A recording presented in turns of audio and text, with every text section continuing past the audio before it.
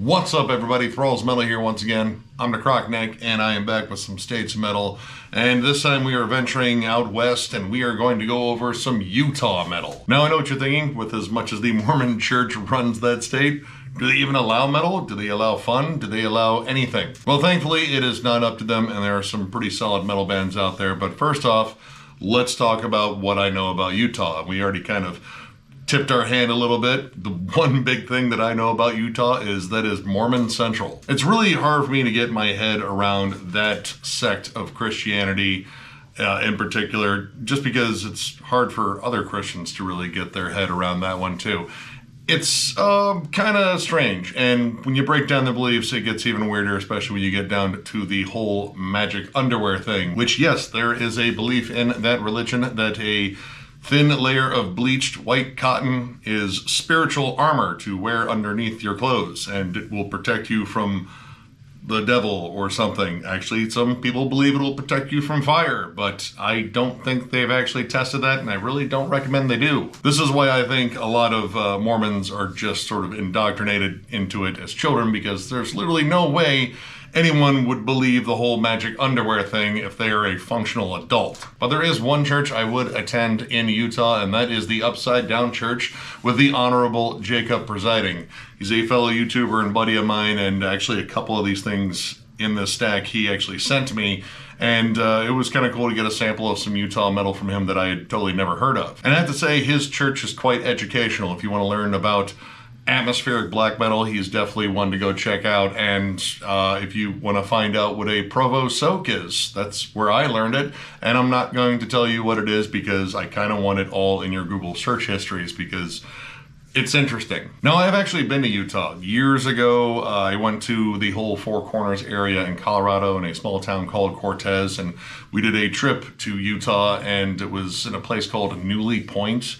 It was a giant mesa. It overlooked, I believe, the Goosenecks, the San Juan, and a bit of Monument Valley. Honestly, flat out beautiful. Like, it is an absolutely beautiful state when it comes down to the scenery. And apparently the driest state, which, yeah, usually you would think that'd be like Arizona, but apparently Utah is the driest state, and that has nothing to do with the fact that the Mormons like to water down all the alcohol. But the scenery out there is absolutely beautiful. We have the Great Salt Lake, or what's left of it. It's kind of drying up a bit, but it's still, I believe, the largest saltwater lake in at least the U.S. I don't know. It shrank down quite a bit, so I don't know how many records it's holding right now. And of course, right by that is Salt Lake City, because if it wasn't, that would be a silly name for that city. And honestly, I think all of the bands that I have here come from Salt Lake City, so it is at least a hub of music there. I also believe Chelsea Grin and Imagine Dragons are from there as well.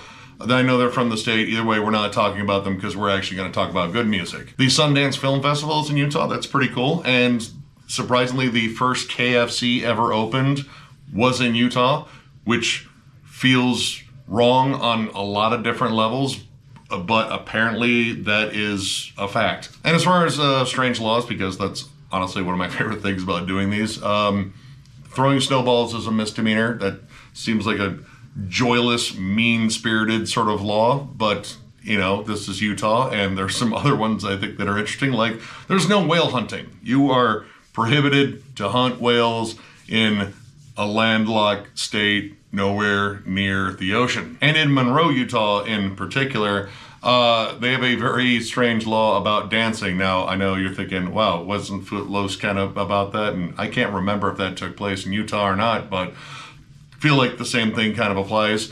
There must be visible daylight between two partners dancing, like in terms of like slow dancing. That's actually written down someplace apparently, and I don't know if like you're dancing at night, like that's fine, like there's the loophole because you know there's no sun. Maybe they just don't want you to get your naughty bits too close unless you're wearing the sacred undergarments. Then I'm pretty sure that protects you against losing your virginity. But thankfully there's also metal from Utah, which we are going to go over, and this one is a little bit different because I actually bought 2 new albums for this one, just because I really didn't have that much metal from Utah. Again, it's not like a super huge scene, but it did have some cool bands. And instead of going over these 2 bands in a collection update, I figured why not just go over them here. Now I saved those last 2 for last because I have some other ones that I'm much more familiar with first. But yeah, let's get down to some Utah metal. Visigoth, the Revenant King. This is the first album from this Salt Lake City trad metal. I mean, I guess you can say power metal, even though I'm not much of a power metal fan. It kind of fits there. I picked this up on a whim, God, almost 10 years ago, and even though I really wasn't big into power metal, I'm still big into like classic trad metal, like, you know, Iron Maiden, Angel Witch, Judas Priest, etc. And I decided to check this band out, and honestly, this band is flat out awesome. Big, riffy hooks. It has that sort of triumphant, galloping into battle sort of power metal vibe, but it doesn't come across as cheesy. I would say it takes a lot more from US power metal than, say, like the more, you know, extra triumphant, kind of campy European power metal. Don't get me wrong, it's still campy, but there's like more of a pronounced heft to it. Like when you listen to the guitars, they're thick, they're meaty. It doesn't have like a very crystal clear, polished sound. The guitars aren't very chimey at all. Lots of powerful harmonies. Even the vocals aren't necessarily that, you know, campy and over the top. There's not a lot of like high wailing. It's more mid-range, and there's a lot of cool vocal harmonies, but it's all backed by like very powerful riffs. Again, great hooky harmonies and a little bit of variety in here. The song Mammoth Rider in particular, a little bit more towards that Dio-ish sound in terms of like heavy metal. It even gets flat out doomy near the end, kind of calling back to like his Black Sabbath days, or Strange Highways, which I still think is kind of low-key a doom metal album by Dio. You have more like rousing epics like Iron Brotherhood with its very fist-pumping vocal harmonies on there. Like it's very anthemic, charging into battle, maybe already victorious in battle. I don't know. It definitely involves battle though. It kind of feels like Manowar, except decidedly less homoerotic. The last three tracks in particular on this album I think are fantastic. Vengeance, Creature of Desire, and From the Arcane Mists of Prophecy. Lots of heavy metal gallops. The last track in particular, From the Arcane Mists of Prophecy, is a 10-minute riff fest.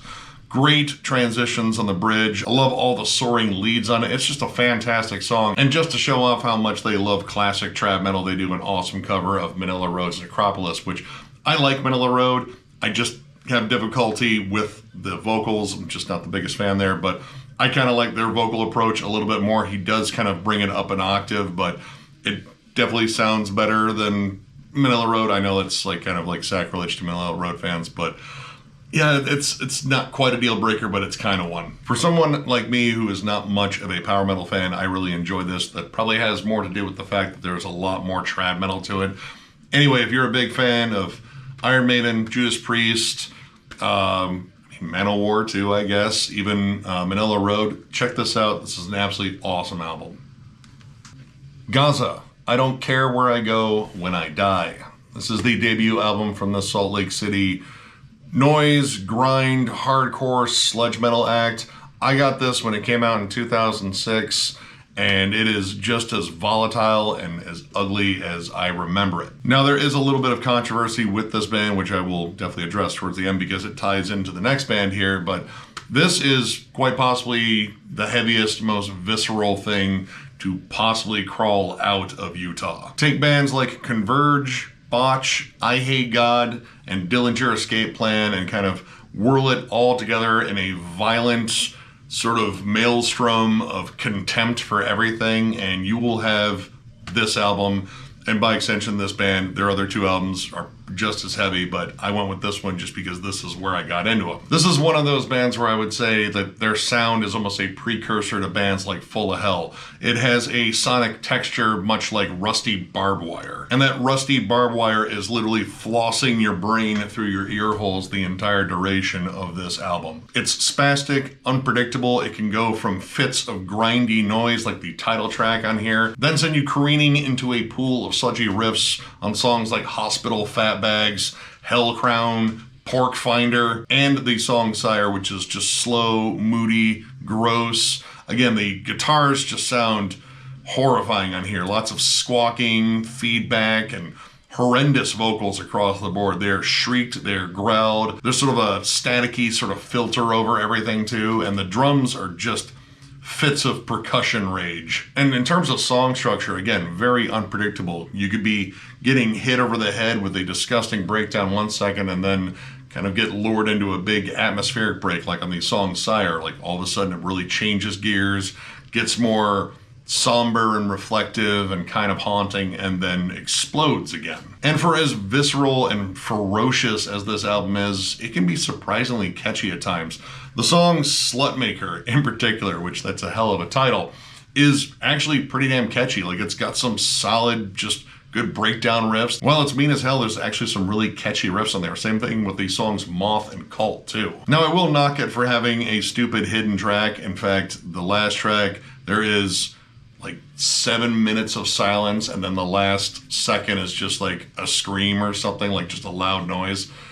You know, whatever. I mean, you know, even in the mid-2000s, they were doing that stupid 90s shit. But there is a bit of a controversy with this band, which is why this band doesn't exist anymore. It was around the early 2010s, I believe, when their frontman, John Parkin, was accused of SA, you know, that stands for something assault. I don't want to say it just because the last States Metal got flagged for something I said, so I'm being a little bit careful here. And apparently some sort of agreement was met between both parties. His accuser deleted her posts about it, which I believe showed up on a Reddit forum or some other forum back then, but she did not walk back her statements and stuck to her story, and the band essentially just settled it outside of that, and not long after that, John Parkin was kicked out of the band. Now, this was, I guess, probably one of the final straws with this gentleman, because I guess their relationship with the singer was not that great beforehand. And this was just like, all right, we're done. This pretty much has ruined our brand. So yeah, this band definitely comes with some baggage, but if you are a big fan of bands like Full of Hell, Converge, Botch, stuff like that, definitely some I Hate God levels of sludge in there too, maybe some Soylent Green. Check this album out. Check out their other two as well. I still think this is probably the best one from the bunch. But while this band did go defunct, the members continued on, and that will be with this next band here, which is Cult Leader with their album Lightless Walk. This is their debut album. This band is also from Salt Lake City, just like all these bands. And where Gaza was more noisy, spastic, and uncontrolled, this band sort of refined that down a little bit, added more hardcore, more crust influences, as well as some others to sort of stir the pot and create something that, in a way, is heavier and definitely more focused than Gaza, but also evolved their sound a little bit more and just kind of reined it in, dialed down the spazzier moments, and just brought a truckload of heft. Now for this one, they got one Kurt Ballou to produce it. I mean, everyone knows we talk about Kurt Ballou on here with a lot of love, not only in Converge, but his production, I think, is absolutely fantastic. And this album hits so damn hard. In comparison to Gaza, this is heavier in a different realm. There's more groovy breakdowns. Blast beat sections are a little bit more grind and crust oriented. And the bassist of the band, Gaza, took over in vocals. And honestly, I prefer his delivery because he's just got this absolutely feral hardcore roar. Well, Gaza was definitely more of an assault on the senses with all the noise and feedback and layers of dense sound. This one just put a lot of the heft towards the guitars and drums.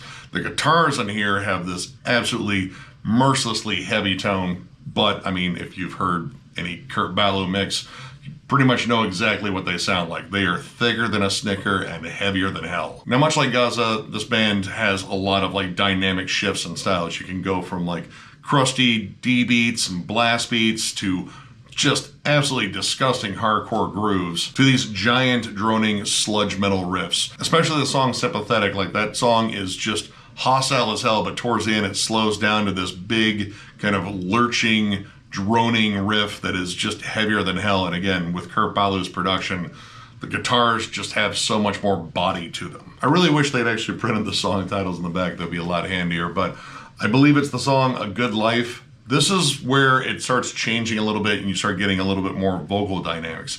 John Parkin, I think, was kind of just limited by growls, at least in Gaza, whereas their bassist, whose name I probably should have wrote down, he definitely had more range and wanted to explore some clean vocals on here. And songs like A Good Life, and I believe the song has the word offering in it because that's what I wrote down.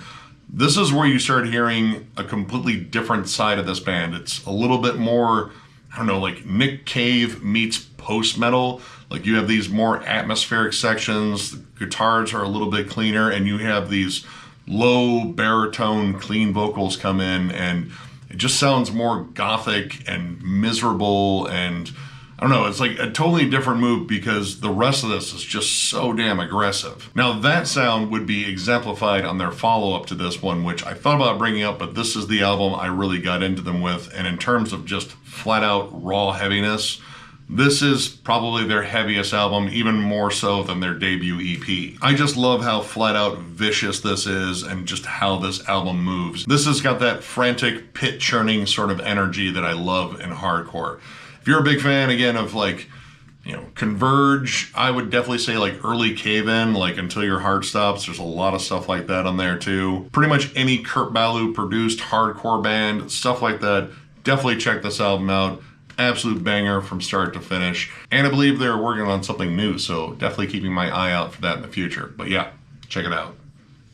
Deathblow, Insect Politics. This is the second album from this Salt Lake City thrash metal band. This was one of my gifts from Jacob many moons ago. I already had a feeling I was going to like this when I saw the album cover because this is some absolutely wild album art. And then I saw the band members' names, which I thought were also pretty interesting as well. On guitar and vocals, we have Holger the Horrible. Also on guitars, we have Smeltron, we have Grob on drums, and to round it out, we have Polly Gunk on bass, who was initially just listed as Polly on the archives, but I guess they decided somewhere in there, was like, you know what, you deserve a name just like the rest of us, even though you're the bassist. Anyway, this is some fun, high octane, I don't know, kind of silly, kind of serious thrash. Like there's definitely a lot of like obscure sci-fi sort of themes in here, and it's definitely done with, you know, a bit of camp to it, but they are very serious about riffs, hooks, and this is some solid, aggressive thrash.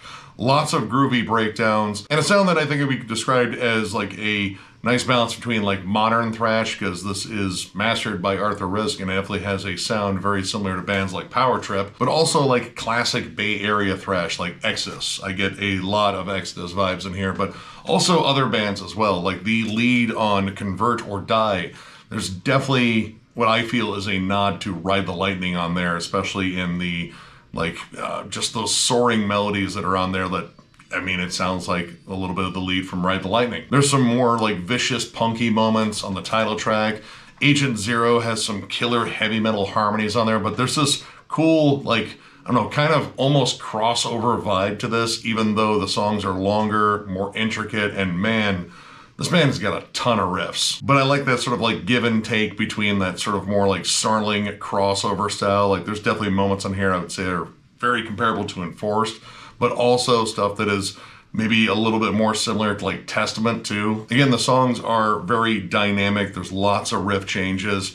And I like the balance between like the faster, galloped, just in-your-face thrash to the more groove-laden, almost sort of hardcore-inspired breakdowns that are on here. The vocals are also kind of the same way. They kind of go back and forth. Like there's a little bit of like a hardcore sort of bark to them occasionally, but then you get like some more, I don't know, almost kind of Slayerish yells here and there. Pretty much it is just all fun and all riffs, and I love thrash like this where it just doesn't sort of like ape one particular style of thrash. It's more of a blend. And again, this has a modern appeal as well as a classic appeal, so even the old heads will probably get into this too. But if I'm being honest, thrash hasn't changed that much to the point where old heads can't get into anything thrash. Like if it sounds like thrash metal in general and there's thrashy riffs and, you know, all that fun thrashy energy, the old heads will love it too. Especially the production too. The production doesn't sound too polished. It still has a lot of grit on it. It's just kind of snarly and mean sounding. And yeah, it's just great thrash metal. If you're a big fan of, again, I would say like Enforced and Power Trip, but also again, like some Bay Area stuff, Exodus, Testament, I'd even say a little bit of Violence here and there too. Check this band out. This is an absolutely awesome release. I believe they have at least one more because there's the debut, but I think there's another one after this. If not, I think they're working on one. Regardless, I can at least say I know this one is an absolute banger and you should definitely check it out. Substained, Vomit the Cross EP. This is the debut EP from this Salt Lake City black metal act. I know, they allowed black metal in Utah, like to live there. Like it's not just a band that's visiting and then has to get out by dark, otherwise people with pitchforks and crosses will chase them out of town. And just because this is black metal that comes from Utah, that doesn't mean they water it down like the beer there. This is some pretty furious stuff. It's very raw sounding. I think the guitars in here actually have a little bit more body, and there are moments in here that kind of give it like a blackened death metal feel at times. Like you get some more chuggy riffs. There's a give and take with the vocals. You get predominantly more like just dry, cold screams and such, but there are some deep death metal vocals to offset them every now and then. The atmosphere is very on point. The opening track, Heart of the Lamb, actually has a little lamb's cry. It's droning synths and creepiness, and hopefully the lamb's alright, but I doubt it. But this falls into that realm of black metal that I really like, where it's very riffy. It's not just droning tremolos and blast beats the entire time while someone shrieks in a cavern. Granted, all those elements do show up on here, but you get like great catchy riffs, good groovy breakdowns, lots of cool atmospheric touches. It's cold and icy, but not like Norway cold. It's like the mountaintops around Salt Lake City, I guess. It probably gets pretty cold there. It also has great melodic hooks on here, like Want No Part, which who knows, that might have been about their offer to join the Mormon church. Maybe, I'm not gonna rule it out. Anyway, the song has great sinister riffs offset by like some really cool, almost sort of folky melodies. It definitely holds on to like a little bit of like second wave worship in there, but they do throw in some good riffy breakdowns to keep it from getting too static. The production on here, while it is very raw, it is a little bit more full. Like the guitars have a little bit more heft. They're not too gainy. And even the drums are a little bit more present. I would say like this kind of walks a line between, being a little bit more on the lo-fi side, but also, being well mixed, so at least everything stands out in here. You can even hear the bass at times too, which is really cool. And of course, lots of cool dissonant melodies too, which is definitely something I look forward to. Maybe not as much as John, but I do appreciate them, especially in the last track, Patrium Morbis Segretorum, which is definitely Latin for something. Now this was yet another awesome gift from Jacob, and honestly I hadn't come back to it as much as maybe some of the other ones. Like I definitely listened to that Deathblow one quite a bit more, but this one has really grown on me. In fact, I do want to look more into this band because I know they actually put out a full length in 2022, and I'm kind of curious to see how that one turned out. While it's a shorter offering, I'd say it's around 24 minutes, it still feels very complete, very concise, and pretty much if you like, I don't know, just like kind of like more riffy but still kind of raw black metal, bands like Armageddon, I would say, is kind of comparable. There's a little bit of Immortal in there too, Satyricon, stuff like that. Definitely check this band out. I don't think they're the only black metal band in Utah, but I can imagine for a black metal band out in Utah, it can be probably a little bit strange. So give them some support, check them out. The Otolith, Folium Limina. This is the debut full length from this, again, Salt Lake City act. More of a stoner doom act, though there's elements of post-metal in here. This is one of the bands that I picked up because I was looking for more stuff from Utah, and pretty much what I did was look at some of the bands that I already had, and I went through, the different bands that were associated with Visigoth, and this one came up because it features an ex-member of Visigoth, as well as some ex-members from Sub Rosa, which I have maybe just jammed once or twice in the past because they were on compilations, but I was instantly drawn in by this band when I checked out one of their songs because this band features multiple vocalists, 2 violinists, and this is just some really interesting atmospheric stoner doom that sounds as big as the entire state of Utah. This has such an amazing layered sound, not just because of the multiple layers of vocals on here and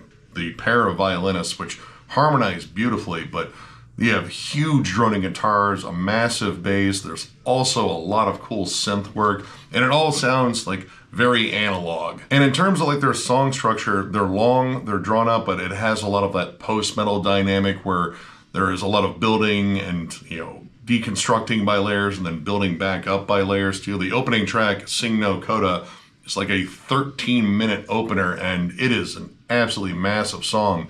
Comes in with church bells and crows, and then it just builds up in layers of just droning synths and really interesting bass effects, and then the plodding drums come in, and then just massive swells of riffs and vocals, and it's easy to get lost in this album. You do get some more growled vocals on Hubris and Andromeda's Wing. Definitely gives it a more heavy punch with the big, thick, droning riffs, but this album likes to shift around a lot, albeit like very slowly and very methodically. Like there's really nothing super abrupt about this, and I love, again, how it just continuously keeps building in layers. And two of those layers that I think work so damn well are the violins and the vocals. The vocals seem to sort of like weave their way around all of these violin harmonies. Sometimes they're just solo sections. Occasionally it sounds like they might be playing a cello, but I believe they are electric violins, so there might be some, you know, interesting effects they're using. And that became something that really drew me in about these songs. They become very like hypnotic and meditative, but the second you start getting like lulled into a sense of calm, they come back and hit you with like just an absolutely savage riff, or they just come back and hit you with something you haven't heard yet on here, like ekpyrotic, I think that's how you say that. Big Middle Eastern vibes to that one. It's kind of like a sleep song, except it's got like a touch of Nile to it. Like not the death metal aspects of Nile, just like the love of Egypt and all things Saharan, I think. But probably my biggest standout on here was the song Bone Dust. It's got some great, very toolish bass lines to it. It's got some seriously heavy, chuggy riffs. Like it kind of stands out as one of the heaviest songs along with Andromeda's Wing. But the really cool thing that I noticed on it, and it took me a little while to realize what they were playing in the background, was a sample of a speech in the background of this really cool, like droning, heavy part. And after a little while, I realized what it was. It was Charlie Chaplin's speech in The Great Dictator, the very ending of the movie. You know, it's the one where Charlie Chaplin actually talks. And it's a very poignant speech. I even went back and watched the clip on YouTube, and man, that speech still echoes a lot of truths now. But yeah, I dig this. This was my first time jamming this band. I definitely want to check out more. And honestly, I think I need to get some Sub Rosa. I kind of slept on that band. Again, I heard them on compilations. I thought they were all right, but I never really dove much into their sound before. So yeah, if you're a big fan of, man, I guess it's like, you know, a lot of stuff that's similar to like Monolord and stuff like that, but also, I don't know, like kind of Cult of Luna too. Maybe like a little bit of My Dying Bride at times, though not as gothic and depressing. That might just be because of the strings. I don't know. It's kind of a unique thing in stoner doom, but I really dig it, and yeah, you guys should check it out. And finally, we have Bloodstar, First Sighting. This is the debut full length from this Salt Lake City heavy metal act. Yet another band that I found going through the archives and finding what other bands that the bands already had were in. And this band not only shares members with Visigoth, this also shares members with Deathblow. And this is flat out old school heavy metal, and definitely not in the vein of what Visigoth does. Like this is less about that, you know, epic, triumphant, bordering on power metal sound. This is just straight up retro heavy metal. Very much in the vein of like just old school Diamond Head, Angel Witch, definitely a lot of Judas Priest, and I love this album. This is all about great hooks, both riff-wise and vocals. Their vocalist, Madeline Michelle, has an absolutely fantastic voice. It's gruff, but it's very tuneful, it's powerful, it carries the songs.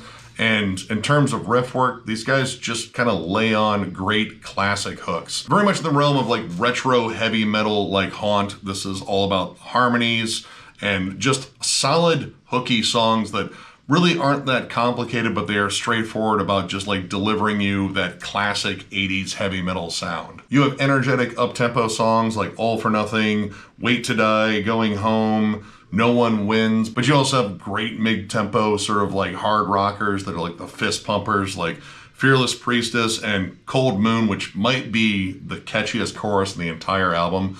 That's saying something because there isn't a chorus on here that I didn't think was catchier than hell. The production on here is great. Like it's very retro sounding. It still sounds crisp, but it has more of that sort of like analog sound where it's not quite so polished. There's still some grit on it. And in terms of the guitar work, I like the fact that for the most part, it sounds like it's a single track guitar. There are some moments where there's like a lead on top of that single track guitar, but for the most part, it just has this kind of big, straightforward sound to it. And I really like that kind of like lack of layering, that more minimalist sound. It really echoes with the style well. And the guitarist actually does lead vocals on The Observers, and he's got a great voice too. And both he and Madeline harmonize really well. Something I actually wouldn't mind hearing a little bit more when they do a second album. Hopefully they do a second album because I really want a second album. That song stands out not only for the vocal approach on it, but there's also some different elements on there where You know, the strong structure is a little bit more complex. There's some atmospheric sense in it. It's just a little bit bigger of a song versus the rest of them, which are kind of just stripped down to their bare essentials, but just executed so damn well. Pretty much, if you're a fan of retro heavy metal, I can't imagine there's anything on here you won't like. I think the vocals are absolutely amazing on here. Riff after riff, the songs are catchy and hooky, and this is a relatively short album. I think it's like a little bit over 36 minutes, but every song in here is absolutely killer. And in terms of like the stuff that I picked up just to kind of round out this list, this is possibly my favorite. Like, I like it a little bit more than the Otolith. But yeah, if you love old school Judas Priest, Angel Witch, Diamond Head, Haunt, you know, different retro heavy metal bands, Night Demon too, I would say they're a little bit close to them. Check this out. Absolutely killer album.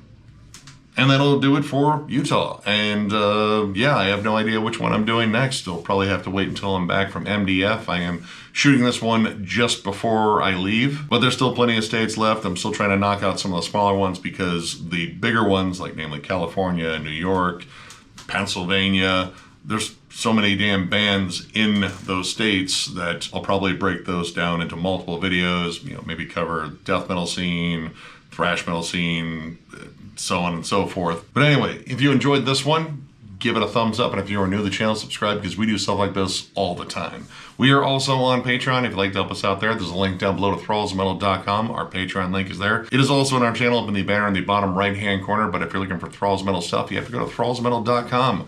We have t-shirts, both old and new. The older ones are discounted, provided we have your size, and we also have hats too, so if you're looking for any of that stuff, click the link down below. And of course, thank you guys so much for all of your support. It's amazing doing this. I know I said the same thing pretty much at the end of all these videos, but I mean it. It's just been an absolutely amazing ride, and we have a ton of stuff coming your way. We're gonna try to get that Meshuggah ranking out by, you know, mid-June at least, mid to late June. And then after that, we're gonna select some new bands, and yeah, a whole new batch of rankings on the horizon then. And of course, tons of other stuff, reviews, collection updates, all the usual things, and maybe some other stuff coming up too. I got some other ideas I'm working on.